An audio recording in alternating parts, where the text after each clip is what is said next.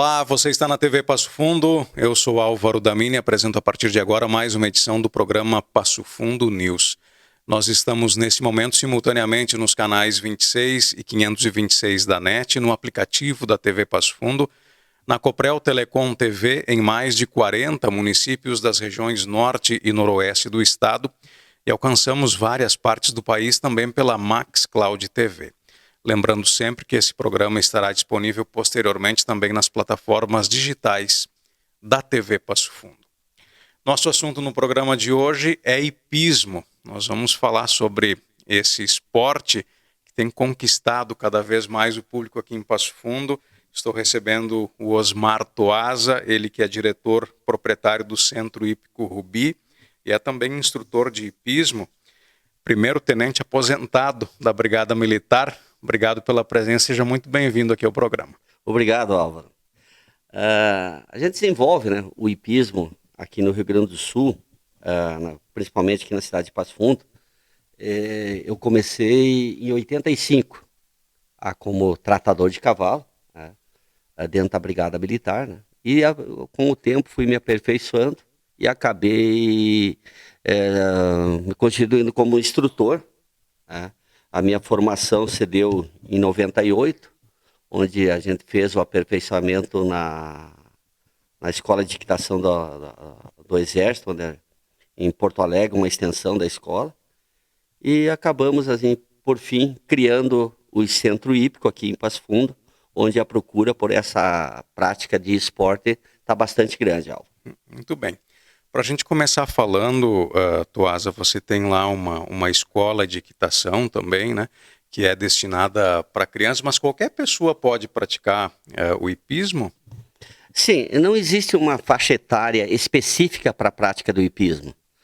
Nós temos crianças que a gente faz um trabalho lúdico, para acompanhamento com os cavalos, o manuseio, ajudam no trato, limpeza dos cavalos, enfim, para já ir se acostumando no manuseio dos animais.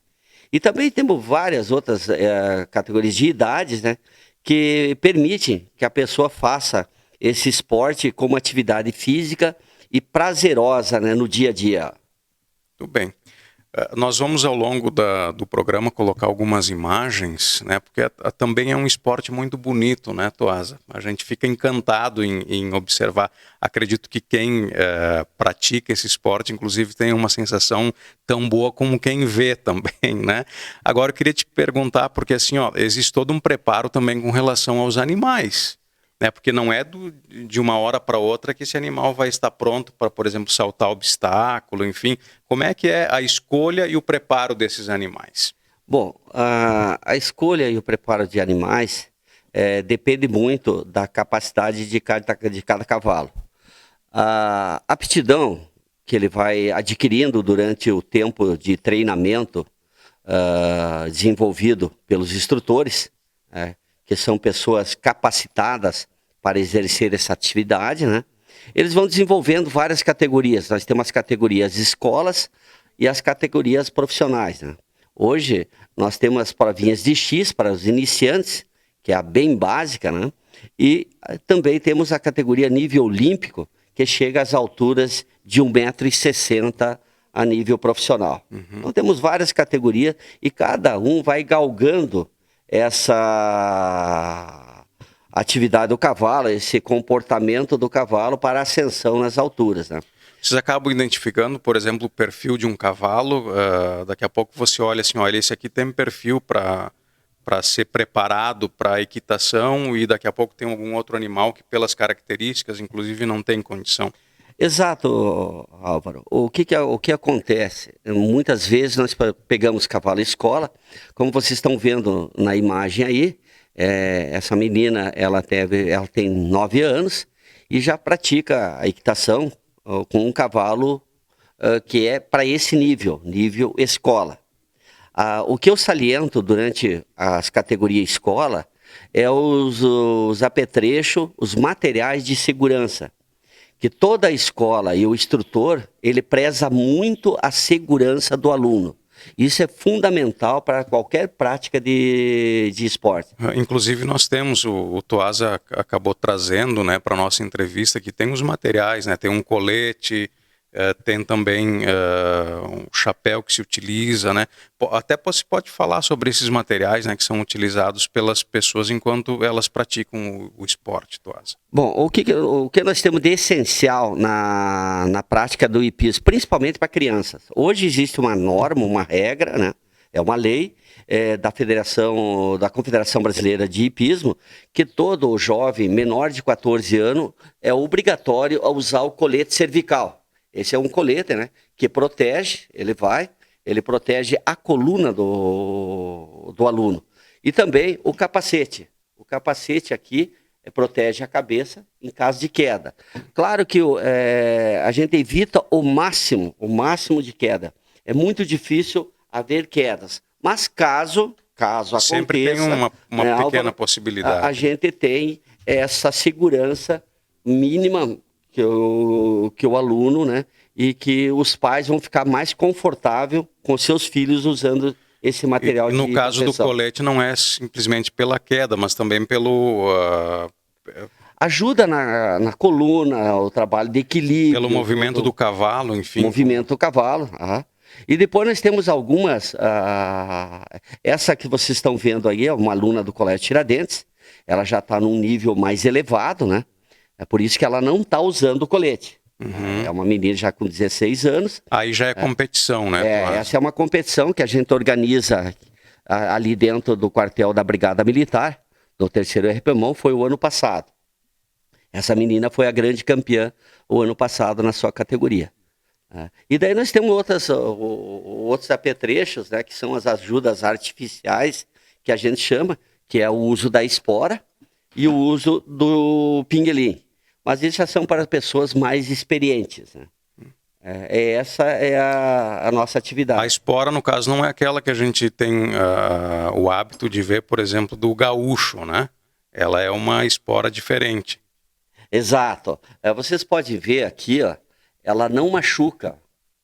Tanto é que se tu machucar, haver qualquer resquício de uma gota de sangue no cavalo, qualquer coisa, a pessoa é eliminada da competição.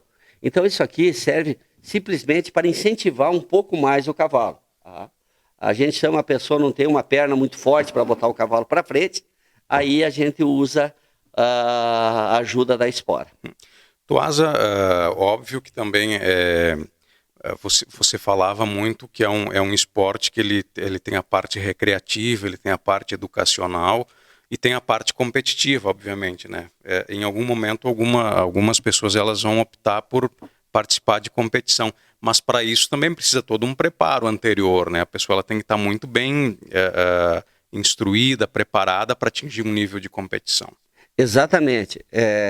Hoje a gente participa do campeonato Oeste e Norte aqui do Rio Grande do Sul e Oeste de Santa Catarina.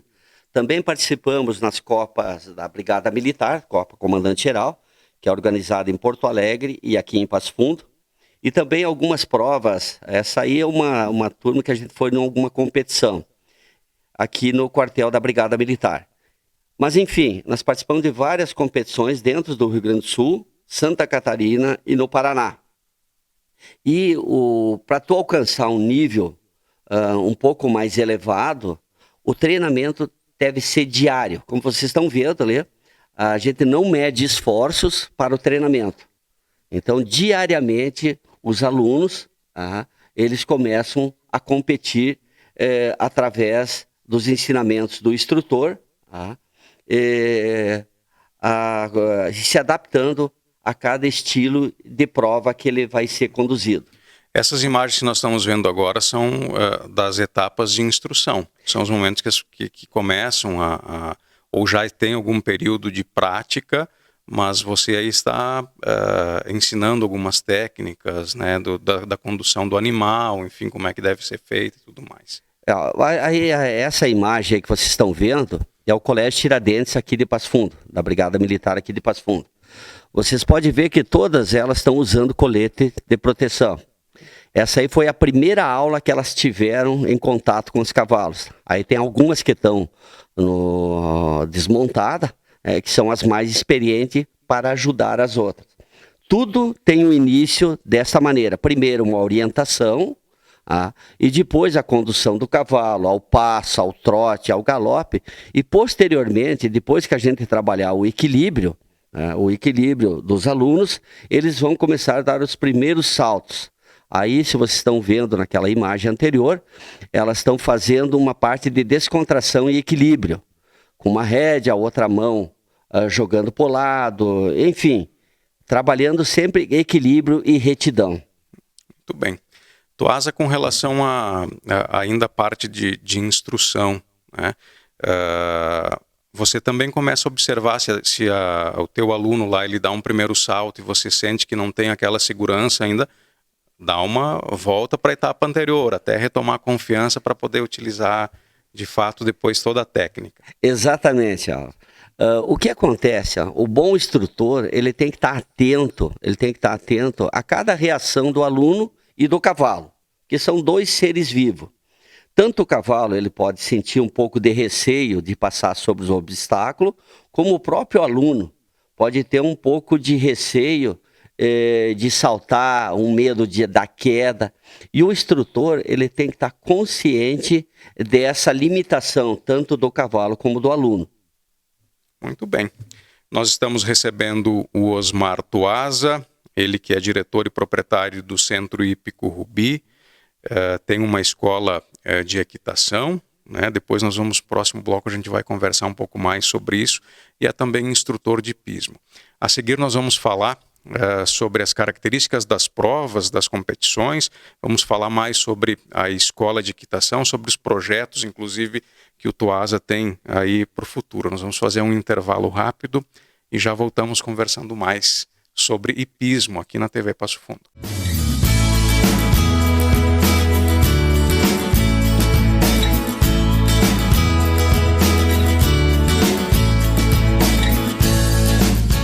A Comercial Zafari está com uma novidade incrível para facilitar a sua vida e te dar descontos exclusivos. É o Clube Comercial Zafari. É muito simples e rápido participar. Faça o seu cadastro no app, no site ou direto na loja. Cadastre-se antes e na hora da compra informe o seu CPF para garantir as vantagens. Todos os dias, ofertas exclusivas que só quem é cliente do clube pode aproveitar. Comercial Zafari, sempre com você.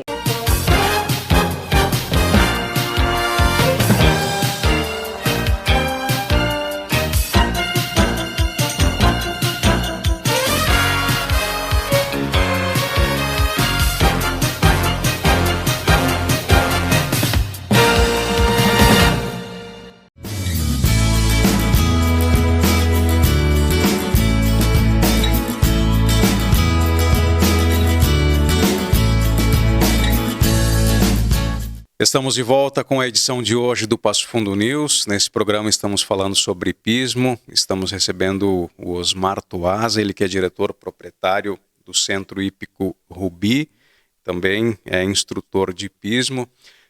Na parte anterior do programa nós falamos sobre algumas características, as questões de quem pode participar. O Tuasa acabou colocando muitas situações da preocupação, inclusive com segurança para quem pratica o esporte, desde preparo para animal e tudo mais. Gostaria da gente retomar a nossa conversa, Tuasa, falando sobre as características das provas de competição. A gente vê aí que os animais eles saltam obstáculos que têm lá determinada altura, mas como é que é a característica da competição para quem olha, observa, gosta de ver, mas muitas vezes não entende como é que se computam lá os pontos para sair o vencedor? Bom, Álvaro, nas provas existe, a gente chama tabela A e tabela C. Tabela A são tempos concedidos durante uma prova, e tabela C é velocidade. Quem faz mais rápido é o vencedor.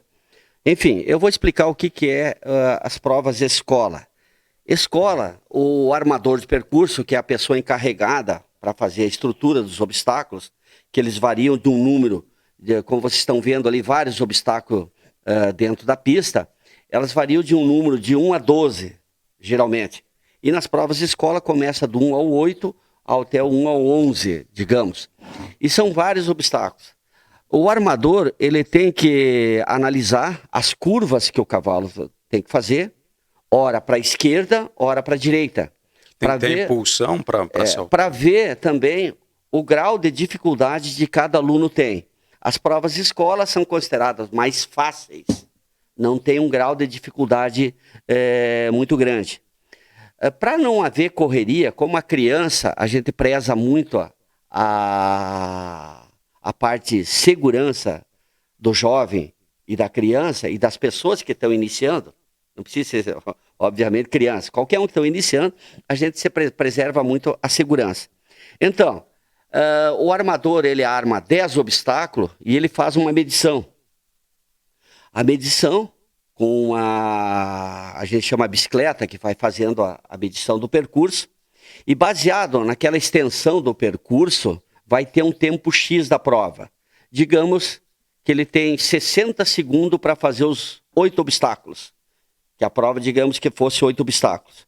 Quem mais se aproximar dos 60 segundos é o vencedor.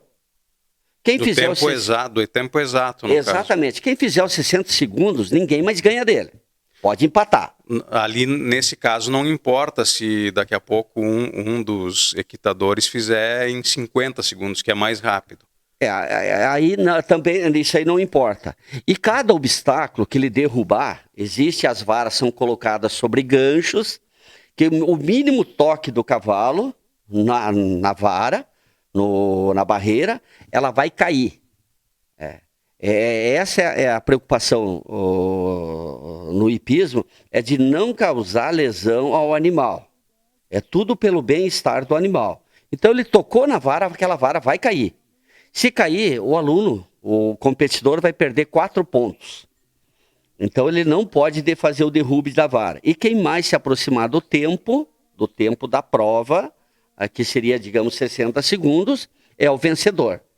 E naquele momento que o cavalo ele está preparado para saltar, obviamente tem alguma técnica do condutor também, para que ele faça um impulso, que ele possa passar aquele obstáculo. Sim, nós diríamos assim, quase que 70% é o cavalo mesmo. O cavalo, ele faz quase tudo por si. É só, muitas vezes, o equitador não atrapalhar ele. O cavalo já tem essa habilidade. É a questão do instinto natural. Isso. E daí nós temos, que nem agora essa imagem aí dessa aluna do Colégio Tiradentes, a aluna Marques. Essa é uma prova de velocidade. É uma categoria já mais alta, Aí a gente pode optar por esse nível, porque quem está nessas categorias já tem um preparo bem maior do que o nível escola. Então isso aí são competições contra o relógio. Quem faz mais rápido, sem derrubar o obstáculo, é o vencedor da prova. Que aí então tem a questão do tempo em que se é realizada a prova, e aí o desconto de pontos caso eventualmente tenha a queda de algum obstáculo. Exatamente. Mas para julgar isso aí nós temos juízes que são feitos cursos através da Confederação Brasileira de Hipismo e são habilitados a julgar essas provas.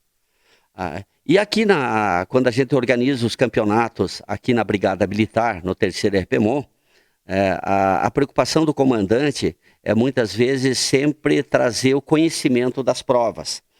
E na sexta-feira à noite e no sábado, a gente traz pessoas para explicarem como é que funciona e para também os pais entenderem o que é as características das provas. Tudo bem. Tuasa, vamos falar um pouco sobre a escola de equitação.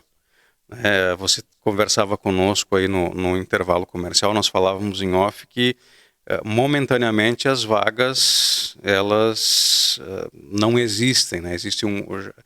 Tem um corpo lá de alunos que preenche todas as vagas. Mas, enfim, como é que a escola funciona, quanto tempo ela já existe, né? E quais são os processos, enfim, os procedimentos que vocês utilizam para que o aluno ele possa, de fato, ter essa formação enquanto equitador? Bom, Álvaro, eu vou falar um pouco sobre a minha trajetória no hipismo. Em 87, eu fundei a primeira escola de equitação aqui em Passo Fundo, que era a escola Roselândia, isso no complexo da Roselândia. Em 95, nós se tornamos a Escola de Equitação Montes, também dentro da Roselândia. Ela funcionou até 2005. De 2005, aí eu fundei o Centro Hípico Toasa, também dentro do complexo do Roselândia. E agora, em 2011, nós começamos com a atividade do Centro Hípico Rubi, ali na entrada do pórtico da Roselândia, né, onde a gente ministra as aulas ali. Só que o nosso espaço ali é muito pequeno. Eu tenho 22 cocheiras, atualmente hoje elas estão lotadas, e eu tenho cerca de 60 alunos, que também as vagas praticamente estão esgotadas. Essa prova aí que vocês estão vendo é uma prova contra o relógio. A gente chamaria o desempate. Esse cavalo saiu campeão lá, até por sinal é a minha esposa ali, a Mônica Toasa, que está pulando. E ela ganhou essa prova lá em São Borja. E aqui em Passo Fundo, Álvaro, nós temos um grande incentivo nas partes esportivas. Eu vejo que as atividades esportivas estão crescendo muito aqui na cidade. Estão crescendo muito mesmo. Qualquer tipo de atividade, desde a caminhada, ciclismo, skate, enfim. Eu acho que o órgão público está investindo bastante nessas atividades para tirar o jovem, muitas vezes, do conforto das suas casas, né? E para fazer uma atividade física prazerosa.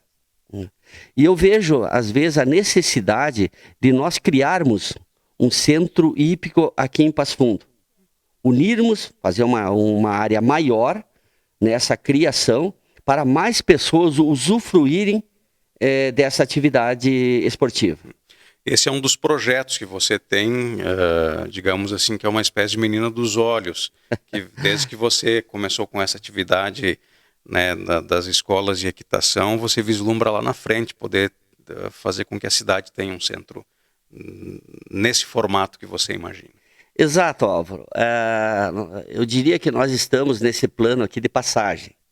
E a gente tem que deixar algum legado. Tu tem que fazer alguma coisa. Senão, simplesmente, a tua passagem aqui, ela não teve valor nenhum.